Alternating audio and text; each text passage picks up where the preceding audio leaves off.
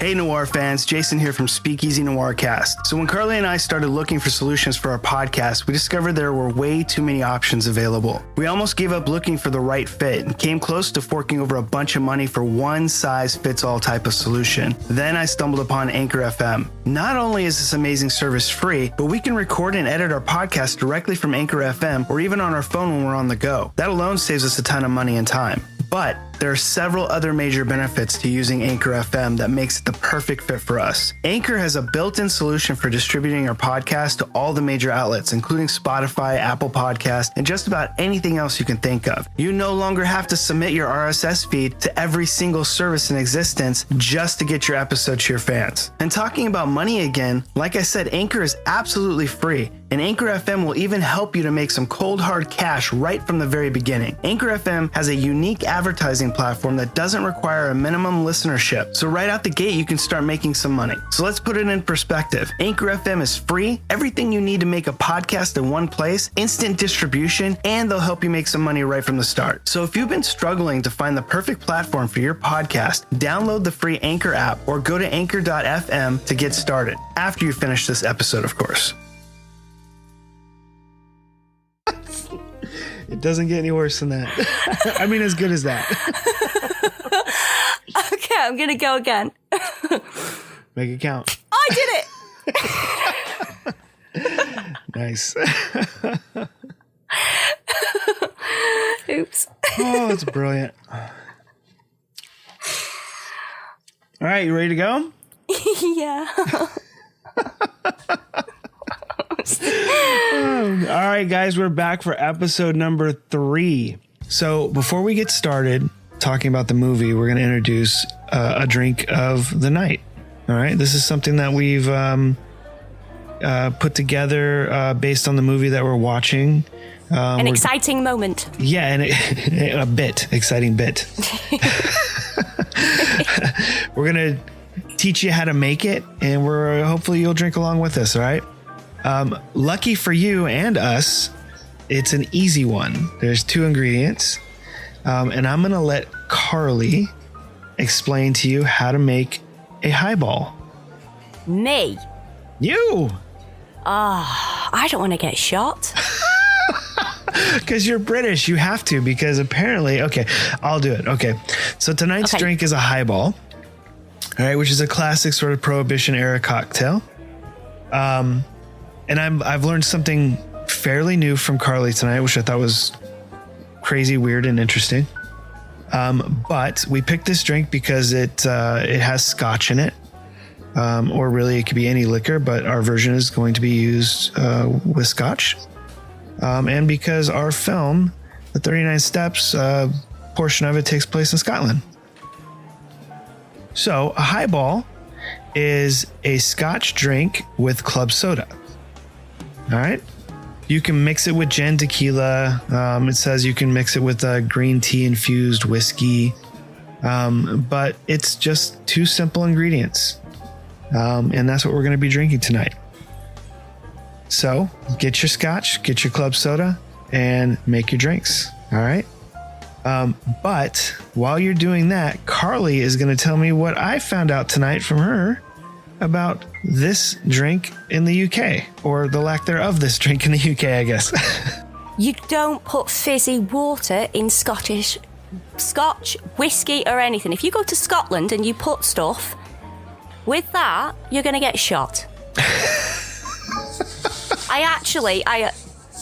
Before we were doing this, I asked my husband, I was like, would you put soda in a whiskey? And he had about a minute of silence. And then went through various pained faces and eventually went, no! Oh my God. So I just saved you from getting murdered in the Highlands of Scotland. Maybe, because we still picked it for this week. You picked it for this week. You did that. I am having nothing to do with putting things in scotch. Yeah. No. Scotch is a pretty light whiskey, or I mean, it's sort of in the whiskey family, I guess. It's light, and I mean, but you know, a little club soda never hurt anybody. Unless you got beaten to death for doing it. My husband says that a little bit of water is acceptable to bring out the infusion. Okay. And ice at a push. It's okay. Okay. So I get fizzy that. water, fizzy soda water is a no-go. Okay. I can see cutting it with some water, definitely over rocks. That's fine. I don't see the problem with club soda, but hey, when in Rome, or in this case, when in Scotland, maybe we'll just leave the club soda out. So any of our listeners out there in Scotland or know any more information about the highball and the do's and don'ts of the club soda, let us know. Give us a call. Give Jason a call. Oh, give me a call. You can call into our number at 818-643-1441, or you can leave us a message on Anchor, or you can find us on social media. All right. So, hope you enjoy your highballs as we are.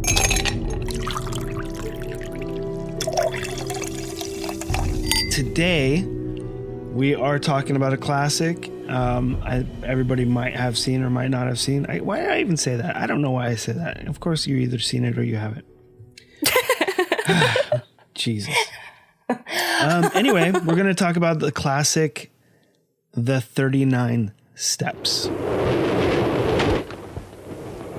Darling, fancy seeing you. Well, you've seen a man passing in the last few minutes. This is the man you want, I think. Yeah, miss, now you're a special constable. What's the idea? What are you doing As this long as for? you stay, he stays. Murder, mystery, treachery, romance. Hounded by spies, hunted by police. Double-crossed by the woman he loves in The 39 Steps. If I demand that you allow me to telephone to the High Commissioner for Canada in London. You better do that from London. You'll be there soon enough. I have the honor in presenting to you one of the most remarkable men in the world, Mr. Memory. What are the 39 steps?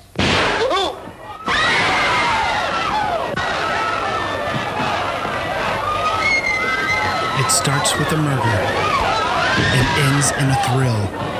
The 39 Steps.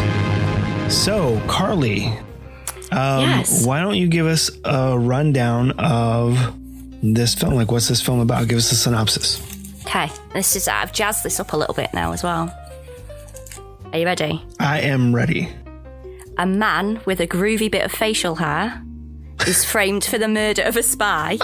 He goes on the run to clear his name and bring down the spy ring. Nice. Thank you. That was very concise. Did you write that? I did. I just wrote it just now before I missed my hand clapping.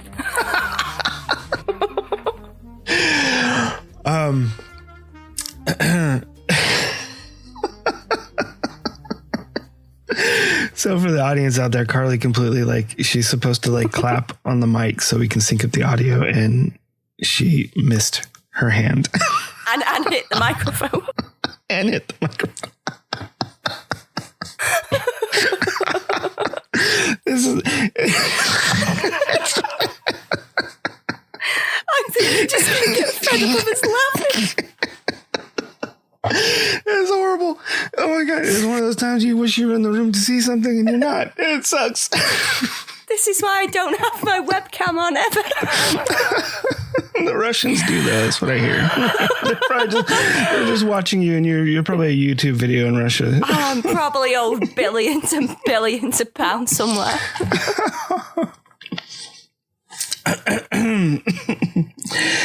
This film, Orson Welles refers to as a masterpiece. And Robert Towne, who you probably know from Chinatown, it's not much of an exaggeration to say that all contemporary escapist entertainment begins with the 39 Steps. That one right there captured me. Because when I was watching this movie, there were so many things in this film that by today's standards would be considered a cliche. And I don't know enough about pre-1935 films to know if these things were a cliche at the time or if they were new. and just ingenious sort of filmmaking. And we'll get to that stuff later, because there's no less than like 5 major things that stuck out to me, where in my mind I was like, I've seen that in so many movies, but this is probably the first time it was ever done. And that's one of the things that made this movie absolutely brilliant to me. But you have to be able to separate yourself from modern cinema and to appreciate this for the time period that it takes place. And I know for some people that might be difficult, that don't typically watch older films, but you're probably not listening to us right now on this podcast anyway, so I don't know why I brought that up, but just covering the bases. Right. But we'll get to that. For anyone that stumbled across by accident. Right. This is the wrong show for you guys. As I brought up in the last episode, I was curious to find out if this was the 39 Steps that I had seen previously, if it was one of the remakes. This is the one that I had seen previously. Have you seen the other two then? I have not. I'm pretty sure this is the only one that I've ever seen. But it has been about 15 years or so. I watched it when I was in film school. Probably, oh man, it must have been like 1999, something like that. So it's actually been probably 20 years since I've seen it. And this is about the time when I was starting to sort of appreciate film noir. Before I hated or disliked Bogey, which Carly is surprised about. And shocked. And shocked. And appalled. And appalled. Okay, we can stop. Before this goes too far. Me sending assassins to my door. Already en route. Yeah, so Carly, why don't you tell us what you thought of the 39? So have you seen this before? Was this your first time, or have you seen this and the other remakes? Like, give us a rundown. I've seen them all. And actually, it's been a long time since I've seen this version, because the one that I really like that people will probably hate me for is I really like the Robert Powell version. Okay. The 1978 one. All right. Which is a bit different to this one. But fun fact, do you remember in the last episode I mentioned that script about my school teachers that I may have painted them in a slightly bad light? Yeah. I actually coupled that together into some sort of long form script, and I sent it to Robert Powell with grand ideas of him being in my script. And God bless him, he sent me a little handwritten postcard back, which I have on my fireplace. No kidding. Yes. That's amazing. I know. So what's the postcard say? Did he say, this sounds great? What did he say? Keep trying? I mean, it was a polite version of how nice. Yeah. No, it was really nice. It was kind of like the typical, thank you so much for thinking of me. And I would really hope one day that I'd be lucky enough to star in, one of your scripts. Obviously just shredded what I'd sent to him, because if he'd have read it, he'd have just left the country. Oh, I doubt that. I mean, yeah. You're a brilliant writer. I was not so good at 14. I doubt that. I really do. Because I mean, even at your age right now, like Fragile Storm or even Room 19 that we're working on, it's like you're way beyond your years in terms of writing. So I am like a 90-year-old woman trapped in a slightly younger person's body. Possibly. I mean, that's that could be. I've met you. I'm kidding. No, Carly is lovely. Everybody at home, she's not 90 years old, but might as well be. I'm like 30, 40 years older than her. Not by choice, but I just am. It just happened that way. But no. She's great. She writes as if she is much, much older and much wiser than she actually. I'm not. Hey, I said that wrong. You're not wise. This started out as a lovely compliment, and now I might as well get you a spade. I caught myself as it was coming out of my mouth. I couldn't help it. I'm so sorry. She writes. I don't know what the fuck I'm saying anymore. Never mind. Just end it there. I write. Yeah, Carly writes. She's great. Occasionally it makes sense. Yeah, so I highly doubt that Robert Powell didn't read it. I bet he did read it. I bet he was just like, well, okay, how much are you going to offer me kind of thing, without saying it. On the back of a postcard. Yeah, absolutely. Dude, he took the time to send you a postcard. That's great. You were 14. Yeah. That's amazing. It really is. And that's why I love him. I sent you that script, actually. It's on your cell text.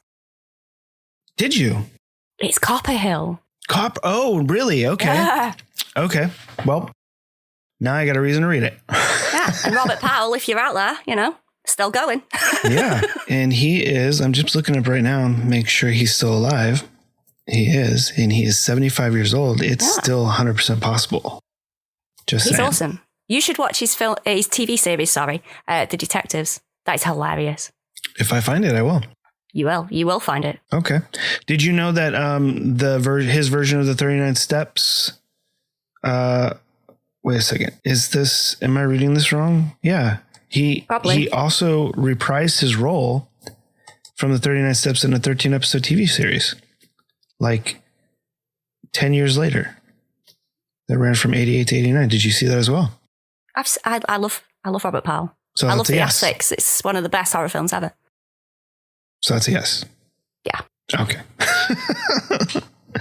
Just making sure. All right. Well, very cool. So you've seen them all, and the 78 film starring Robert Powell is your favorite. I will have to watch the rest of the season because I have not. And I didn't realize, there's a video game? Interesting. And a 2008 remake. There's 4 films and a video game. And a TV series. Yeah. 2013. The 39 Steps video game. I don't know anything about it. I've never heard of it. That's impressive, though. Oh, that's what it's listed as. I'll have to look that up. Maybe I'll follow up with that in the next episode. To get back to your original question, I do like the Robert Powell version more. That's my favourite. But that's probably for sentimental reasons. I actually really like this version. I forgot how good it was. Shame on me. Hitchcock is a master. I don't know anything about the 78 version if Don Sharp is brilliant as well. But watching this film, like I said, all of what would be considered cliches today, were taking them in perspective as to when this film was made are absolutely brilliant. And I look at this as being similar to some of the amazing things that Orson Welles did in like Citizen Kane. However, Hitchcock's are more plot related, I guess. Opposed to the reasons behind the Citizen Kane shots that are brilliant. Anyway, I totally lost my train of thought, and it's another thing that I'm going to blame on Carly. Clearly. Yes. So there you have that. Okay. Let's get back to this movie. Skip over. The 39 Steps from 1935, directed by Alfred Hitchcock, was based on a novel from John, how do you pronounce his last name? Bouchon? I don't know. I don't know, but I'm having fun listening to you try. He's British, right? Was the book a British novel as well as the film? I'm trying to see if I can pronounce it or if you're just being daft. I'm being daft, I'm sure. 100% positive. Yeah, it's a British book. I wish that I had done this research ahead of time. That is something I'm going to have to fix in future episodes and do this research ahead of time. I think it's more fun on the fly listening to you say things wrong. We'll see what the listeners think. They might enjoy correcting you. If there are any left after this. So, hey, Carly, let's take a break real quick and talk to our listeners about our sponsors.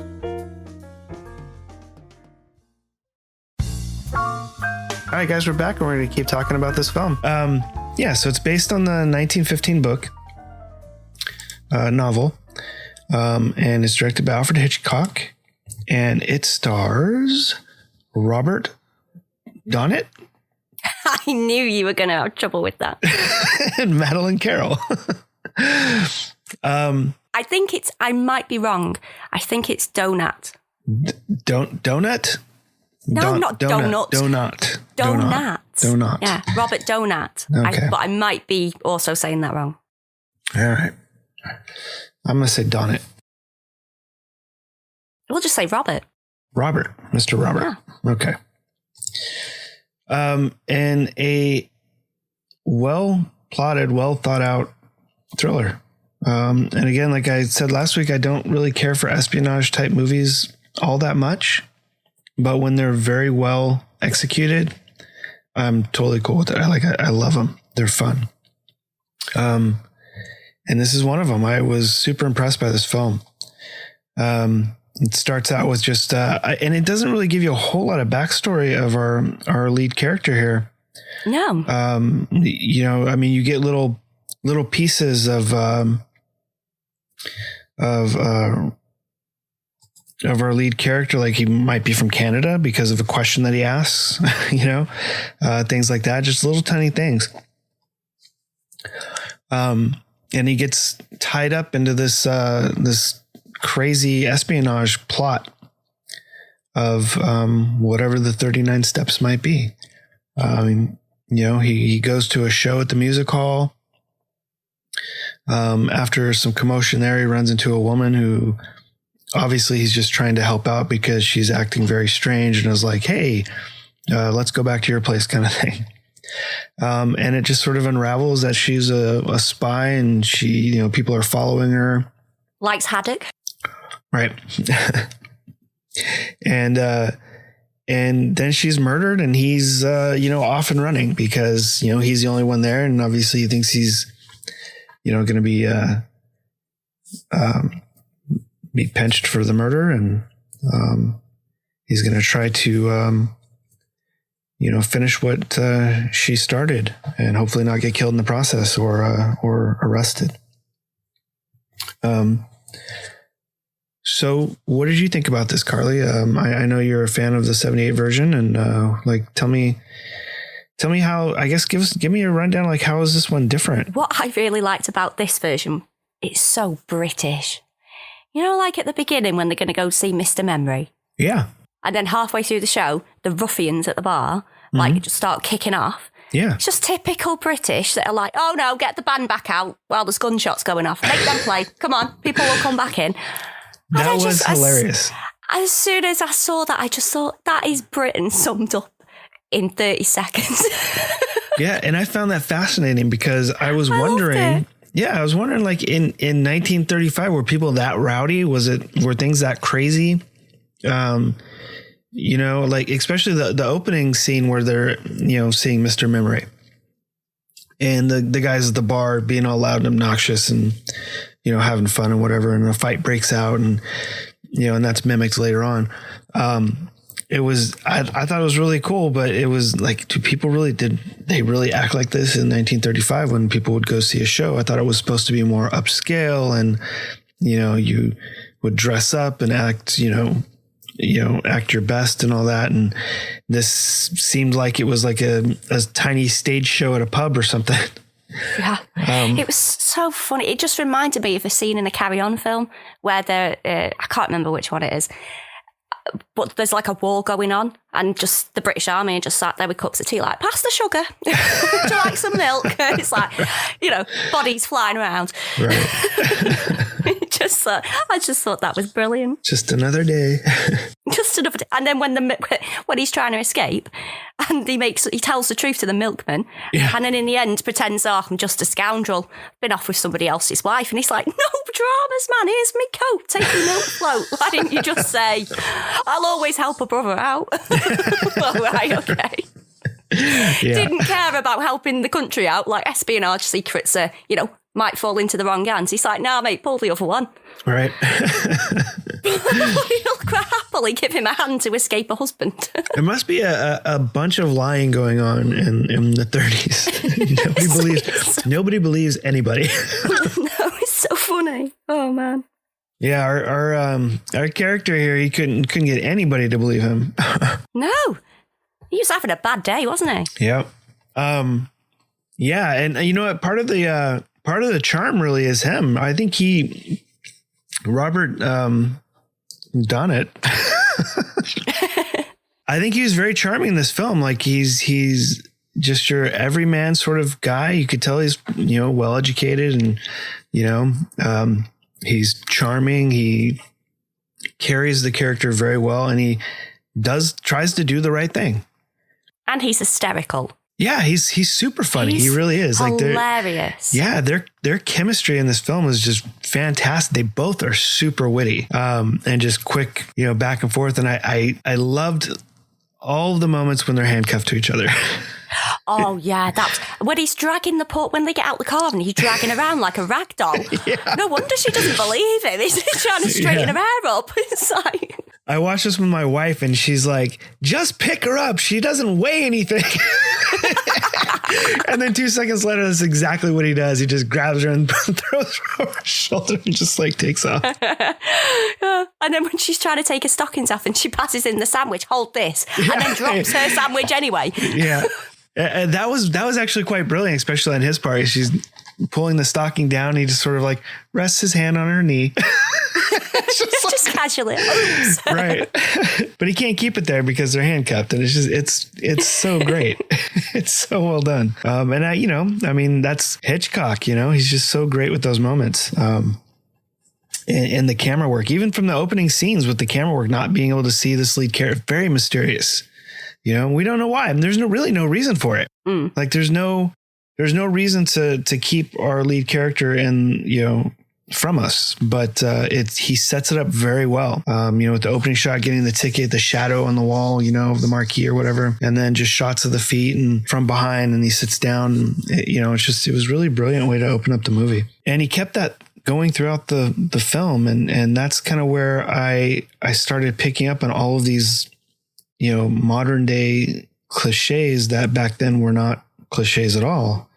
And it really hit me not only with the sort of dynamic between Madeline Carroll and Robert Donnet, but just plot things that would happen, such as when he gets shot and it hits the Bible. Yeah. It doesn't kill him, right? When he gets shot, I'm literally holy crap. Did they just really pull a psycho and we're going in a completely different direction?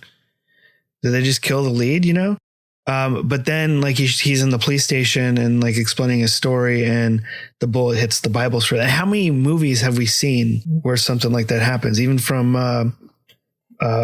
what is it? The Clint Eastwood film, the spaghetti Westerns then they pulled that off and Back to the Future, there's so many movies that have used that sort of, thing, that sort of device. And then later on, when he's escaping from the police and he mixes into a parade that's happening outside. And we've seen that tons of times, whether it was The Fugitive or whatever it might be. And there's so many little things like that. Hiding behind the waterfall was another one, where I want to dive in. I want to research to find out if these moments in this movie were the first time that these were pulled off.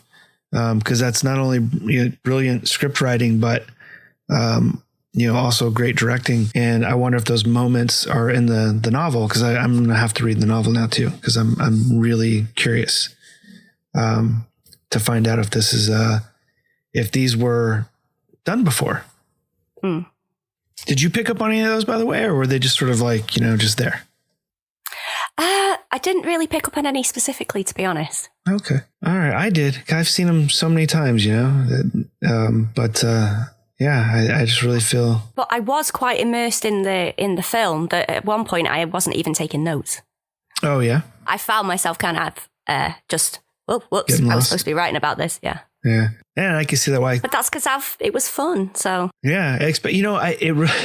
Right when it starts to feel a little stagnant or stale, we get into the scene where he's running from the cops, or I guess I can't remember if they were the real cops or the fake cops at that point.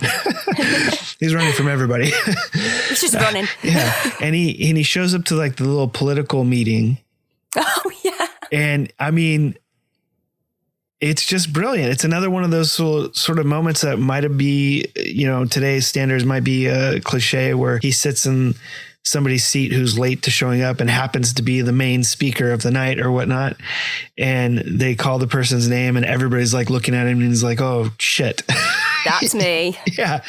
And he handled it brilliantly. He gets up there, he's using his charm and his charisma, and it's just like he just goes at it, and he has these moments. He's a fantastic actor because he really played that so well.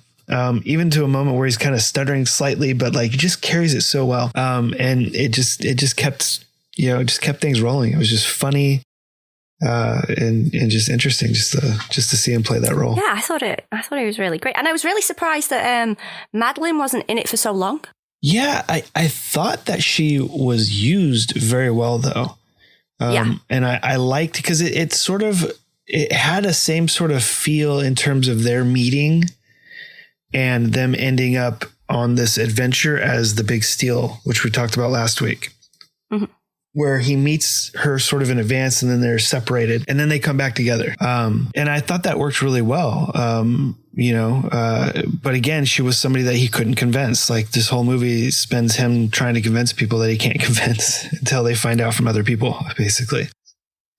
Which was another fun moment too, where she slips her hand out of the handcuff. And another sort of, thing we've seen in a lot of recent movies. So there's lots of fun stuff in this movie. I really enjoyed it. I thought this was a great pick, Carly. Good. Thank you. I am a genius. Yeah, you're always a genius, and to you. In my own little world. I'd completely forgotten as well. Do you have Dad's Army over there? What? Do you have a TV series called Dad's Army? Have you ever heard of it? No, Is it on any channels? I've never heard of it, but I don't have cable either. Oh, for God's sake. Well, that's something else you're going to have to find. There's a Scottish actor who's in this that I completely forgot about. He plays Private Fraser, I think, in Dad's Army. And he's hilarious in that. And he's so sinister and scary in this. So is this sort of like a MASH, kind of, you know what MASH is? Yeah. Is this sort of like a MASH show? I'm seeing that it might be on Netflix. It's really, really funny. Don't find the dodgy remake film. Okay. Stay away from that. Okay. Don't give it any clicks. Okay. Don't encourage it. Well, now you're going to make me want to watch it. No, you watch the TV series first. Okay. Well, Dad's Army is old. Okay, so it's 1968.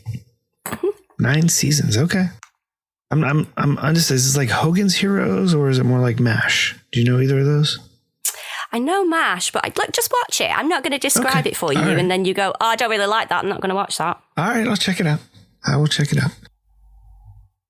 I will take a look.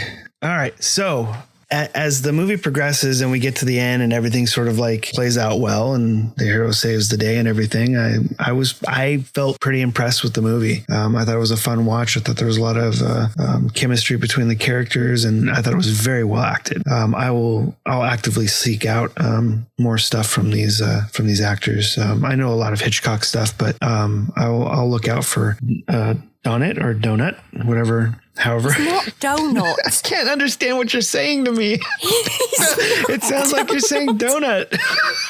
Robert, oh, now you're confusing me and I can't say it. Help us out, listeners. Let us know how to pronounce his name, okay? I'm trying to. Donut. Don't. That's what I said. Donut. It's not donut. I don't think it is either. I'm saying it's donut. We're not trying to be disrespectful. I think he's brilliant, and if you know how to proper pronunciation of his last name, let us know. And also, you should watch The Count of Monte Cristo because he's in that. Okay, and he's really good. I've seen that. It's been a really long time as well, but I'll have to check that out. Well, I know there's various versions of it, but I've definitely seen a classic version. Yeah, a classic version. Yeah. All right. So Carly, on our scale of 1 to 10 gin bottles, what would you give the 39 Steps? I'd give it a 10. Oh, my goodness. We are agreeing on something. Yes, I would give it a 10 because for the simple fact, everything's brilliant and we could go on and on about it for hours. But I think the single best thing in the whole film is that he brings down an elite organisation of spies by shouting at a performer in a club that's got a whole show called Crazy Month. And gets him killed. Yeah, gets him killed. And then he's just like, awesome. Yeah, literally, like we were watching it and this guy starts, telling us what the 39 steps is and then gets shot and stumbles into the back and then gives the cops the, what, he was supposed to remember, all the schematics of whatever it is. And I'm like, oh, cool. Like they just figured it out. Whatever. And my wife's like, yeah. And he got him killed. I'm like, well, he feels better now though, because he got it off his chest. Yeah, he died happy. Right. He made him happy. He's just a giver. That caused him a lot of stress, and he was able to just like let it go. I love the fact that I on a serious note, I love the fact that the opening is the ending. I love when films go in a circle. I love that. Yeah. But yeah, I was thinking, how's he gonna unravel all this? Because there's no way out. It's so complicated. Turns out, just stand up and accost somebody, and the whole network of elite spies just falls apart. Right. And it's a classic Alfred Hitchcock MacGuffin with the whole thing that he's memorizing. We get to hear it, but it's still like in the scheme of the movie, it doesn't really matter what it is. He exposed the 39 steps. And then that was really him getting off the hook of murder and exposing the 39 steps. And that information that he's carrying doesn't get out of the country. The guy could have, the audience could have never heard it and it would still work just as well. And it probably would have been better if we didn't actually hear it, because we don't know what the hell he's talking about anyways. It sounds like he's describing some sort of like engine of some sort. I don't know. Yeah, like stealth or something. Yeah, maybe. I have no idea. But yeah, it's like you said, it being bookended like that, but bookended in a way where we're not actually seeing the opening of the film again. We're seeing another version of the opening, is really cool. It's really interesting. I agree with you, Carly. I would also give it 10 gin bottles out of 10. I thought it was a very well made film. I'm very happy I got to see it again. It's been a long time, and I don't think I fully appreciated it the first time that I saw it. So that's impressive, because you are a very mean reviewer. Am I? You gave The Big Steals 7, and you said you really liked it. I did. I really liked it, but it wasn't an amazing, it didn't amaze you. Yeah, it didn't. What is the word I'm looking for? Human, aren't you? It didn't break the mold. You know what I mean? It was a well-made movie, but it didn't the 39 steps to me broke ground. I'm pretty sure anyways. Like I said, I still have to research some of that stuff, but I'm pretty sure a lot of the things that we see in this film are the first time that that's been done. And that impresses the hell out of me. With The Big Steal, it's just a well-made film.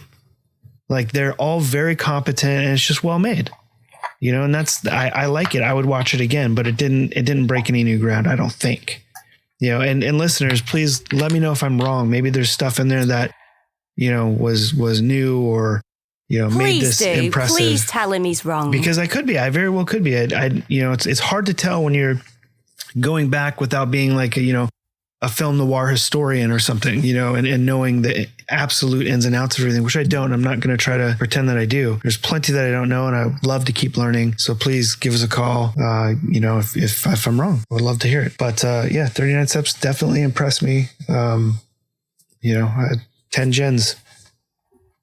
All right. So there I have it, guys. Yeah, but you've had 10 gins. It's these highballs. I'm telling you, a little bit of club soda and a little bit of club soda in your way. Yeah, I think I must have, the number 2 and 3, I forgot to put the club soda in, so it's just been straight. Oops. At least you'll survive in Scotland. Maybe.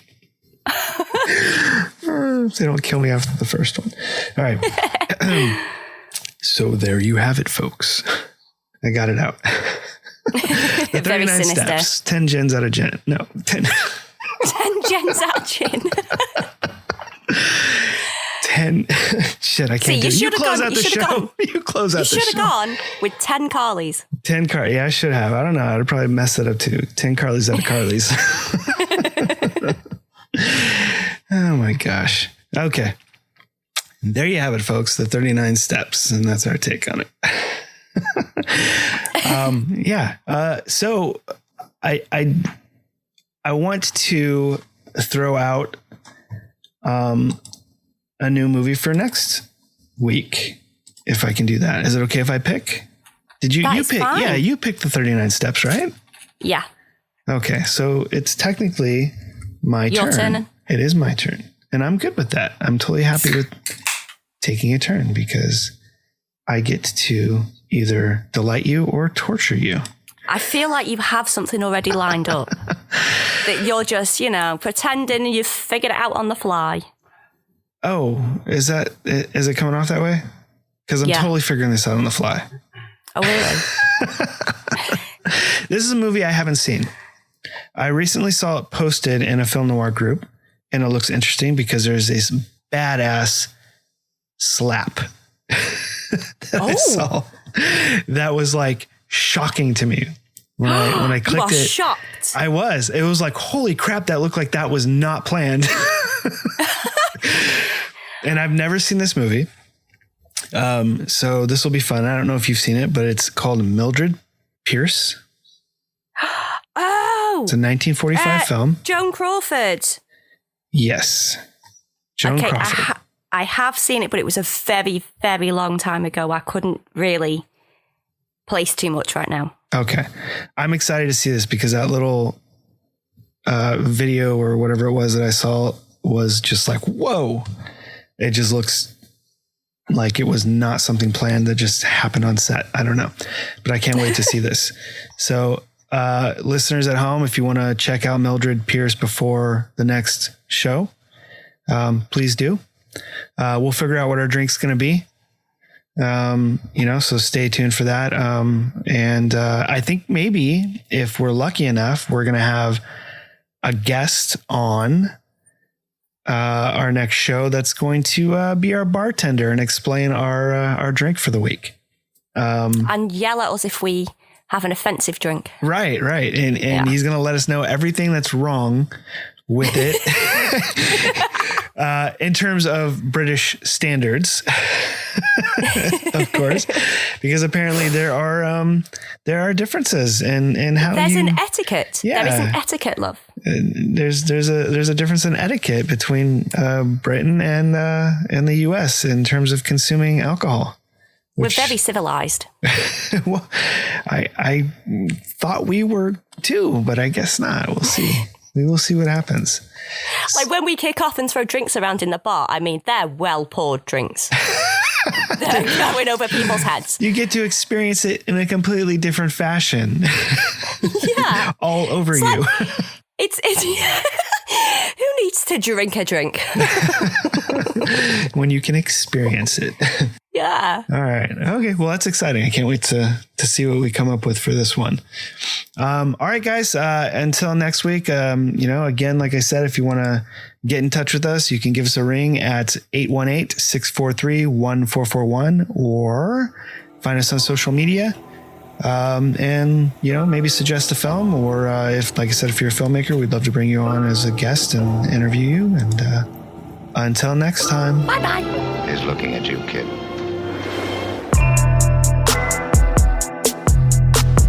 Thanks for joining us this week on the Speakeasy Noircast. Make sure to visit our website, resurrectionfilms.net, where you can subscribe to the show in iTunes, Stitcher, or any of your favorite podcast apps, so you'll never miss a show. While you're at it, if you found value in the show, we'd appreciate a rating on iTunes, or if you'd simply tell a friend about the show, that would help us out too. If you like the show, you might want to check out our book, The Dark Side of Acting Up, available now on Amazon, or you can check out one of our films available on Amazon Prime.